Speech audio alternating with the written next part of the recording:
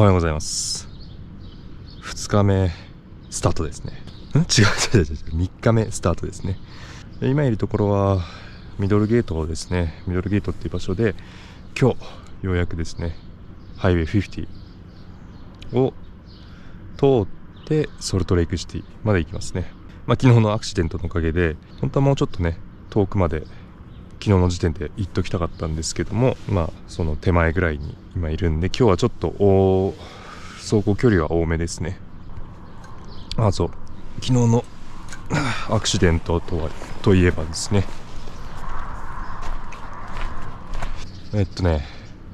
GS のダメージとしてはフットペグがねちょっと曲がっちゃいましたね。外側こっち側にちょっと曲がっちゃいましたね。細かい傷とか入れればもうそれはね数えきれないんですけど、大きなメジャーなところで言えばフットペグが歪んでしまったという感じですね。はい、走行不能になるような感じじゃなくてよかったですね。とりあえず、さっきも言ったように今日は走行距離が多いんで、さっさと片付けて出発しようと思います。はい、今日もよろしくお願いします。I'm going out tonight. I'm going to Salt Lake City. Salt Lake City today. Yeah, it's gonna be like 400 miles. Nice. Yeah. That must be the most beautiful ride in there. Yeah, I know. Pleasure to meet you. Pleasure to meet you too. Good luck with the journey. You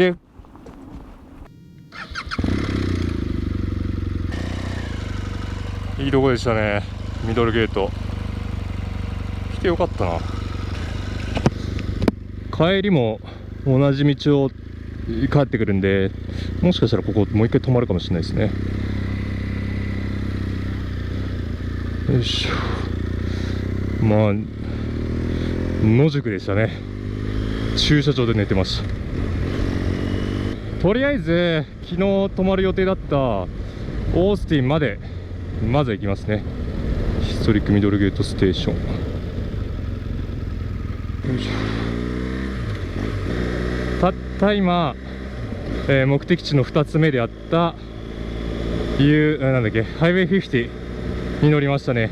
アメリカで最も孤独な道っていう風に言われてますね。言われてますっていうか、1986年に何かの雑誌でこの道が紹介されて、その時に使われた、キャッチフレーズみたいなのがそれなんですよ。でこの道というのはポニーエクスプレスっていう1860年からたった1年間61年までビジネスをやってた速達サービス、手紙の速達サービスが使ってた道なんですよ。なんで1年で終わったかっていうと、1861年にテレグラム電報が普及したので廃業したみたいです。結構有名、アメリカでは有名らしいです、ポニーエクスプレスっていうのは。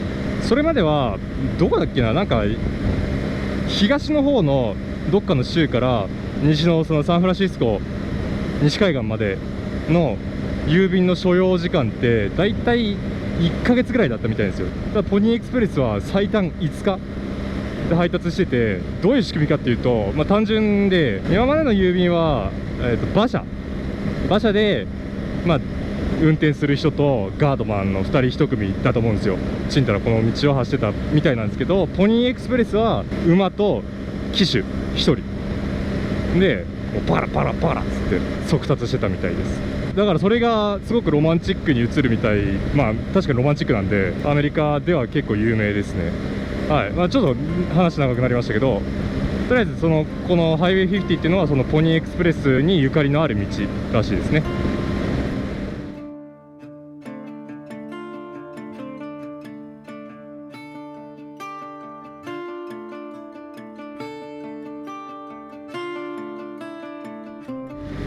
すごい、マジやば。うわ、めちゃくちゃコオロギが道路にいる。なんで？うわ、やばい。なんだこいつら。踏んじま、多分踏んだ今。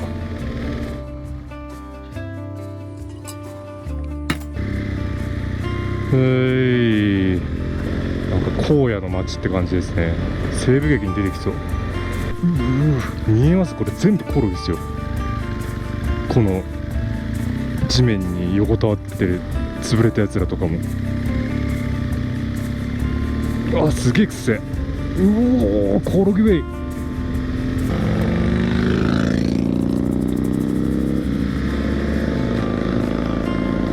ハーレーがものともせず行きましたね。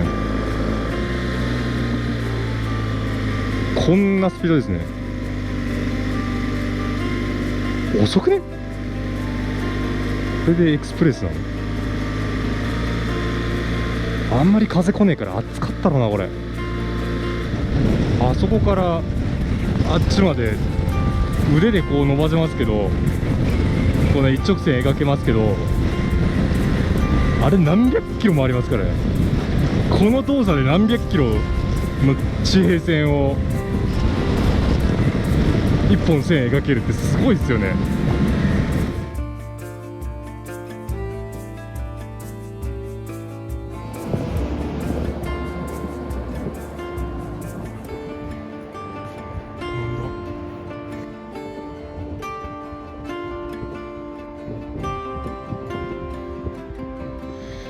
で今12時半なんで、まあイーリーでお昼食べようと思います。ハイウェイ50はイーリーから先まだもう少し続くんですけど、僕はそこから、ハイウェイ50を外れて北に登ります。別のハイウェイ使いますね。歩いてる。ここ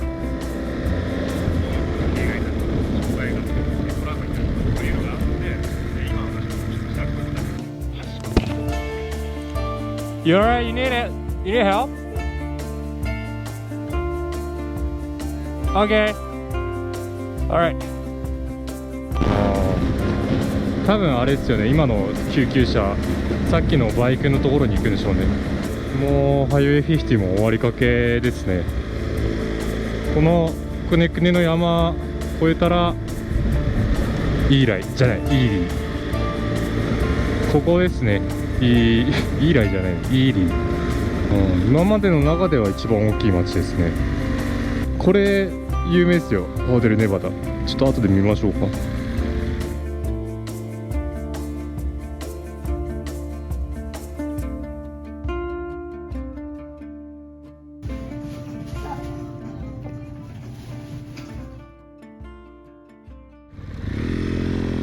GO。 改めましてソルトレイクシティの、ボンネビルソルトフラットっていう塩の大地ですね。湖大地で今夜はキャンプをします。で多分着くのは日没直前ぐらいだと思うんですよ。だからまあちゃんと見られるのは明日かな。日が落ちるところを見られればいいなと思いますけど、まあそううまくいくかどうかちょっと分かんないですね。でここがイーリー、まあ、見どころはあれですよね、さっきのホテルぐらいかな。でね、なんかここは大きい町としてはハイウェイ50の東の最後の町みたいですね。まあ、僕はここからハイウェイ50自体はもうちょい続くんですけど、僕はここから、北じゃない、いいのか、北にちょっと登って別のハイウェイを通ります。なぜならそれが、ソルトレイクシティにつながる道だからです。ここからね、3時間ぐらいですね。 Google マップで3時間なんで休憩込みでプラス1時間見ておきましょうか。ので4時間。まあここからは、ハイウェイ50でもなく普通のハイウェイなんで一気に飛ばしていきましょう。はい、じゃあまた後ほど。でもうね着くんですよ。もうすぐあと1時間半。多分白いの全部塩の湖わかんない。場所の名前はボンネビルソルトフラットって言います。うほー、すごー、でかっ。今夜はねあそこでキャンプですよ。どんな夜になるのかちょっと楽しみですね。星空とかすげえ綺麗だろうな。お、ユタ州に入りましたね。初めてだ、ユタ州。ユターここら辺からあれですね、時間が変わります。1時間ね進みますね、カリフォルニアから比べて。マウンテンタイムって言って、こっから多分コロラドとかも同じ時間なんじゃないかな。次のあの出口ですね。ボンネビルスピードウェイ。あ、これ水か。なんか今カモみたいなのがいましたね。なんか変な色の水ですね。真緑。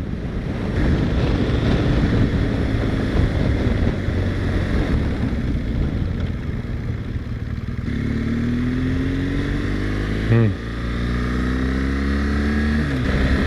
これがソルトフラットなのかな。なんかイメージしてたよりって感じですねなんかものすごい真っ白な大地がブラーって広がってるのかと思ったけど、なんか砂漠にほんのり白みかかってるような感じですね。この辺にキャンプ場があるみたいなんですけど、ただの砂漠だぞ。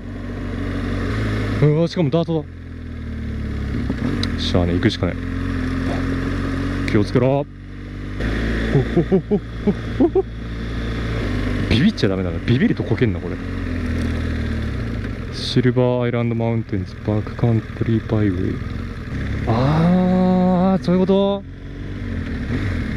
ディスパースキャンプグラウンドって言って、アメリカの場合って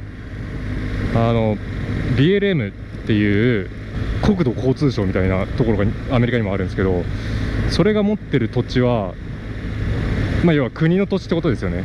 はどこでキャンプしてもいいんですよ。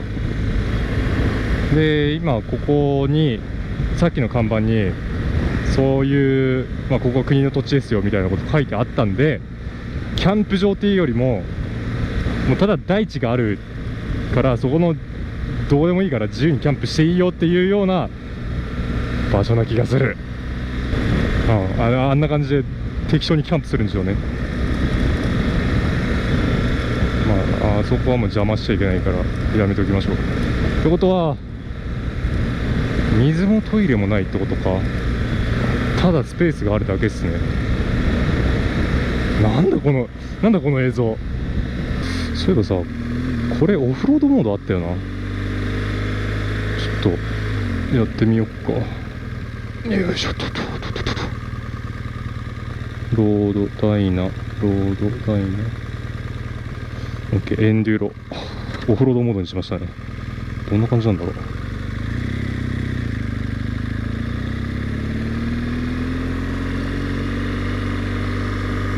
あんまし変わった気しねえけど。これナビタイヤがいいって。こんな道もう着く。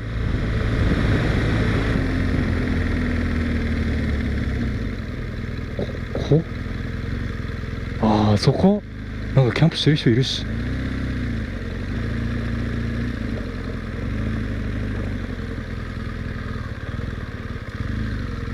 ここらしいですよ。よ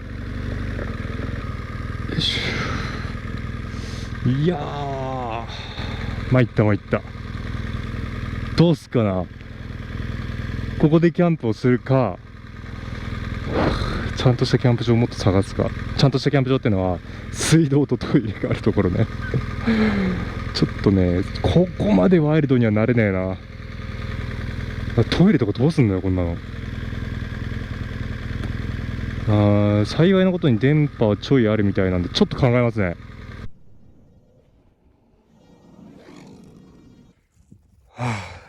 お疲れ様でした。今日のツーリング終了ですね。今夜のキャンプ地に到着しました。これね、キャンプ場っていうかね、空き地だよね。こんな感じですよ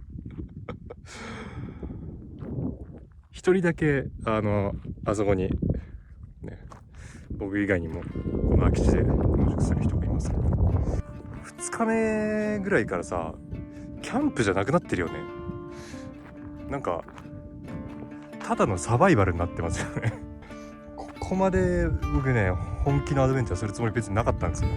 なんかワイワイしたキャンプ場で楽しくキャンプできればいいなぐらいに思ってたんですけどね、こんなガチサバイバル野宿をすることになると思わなかったですね。景色が綺麗なんで夜はねバーチクソ綺麗だと思いますね。ここ星空がね、とりあえずもうね今が8時17分ですね。ご飯食べてゆっくりして寝て、明日ねトンネビルソルトフラットをちょっと見てみようと思います。はい、じゃあとりあえず今日は、事故とかはなく無事帰ってくるじゃねキャンプ地に着くことができましたので、はい、ひとまずお疲れ様でした。また明日。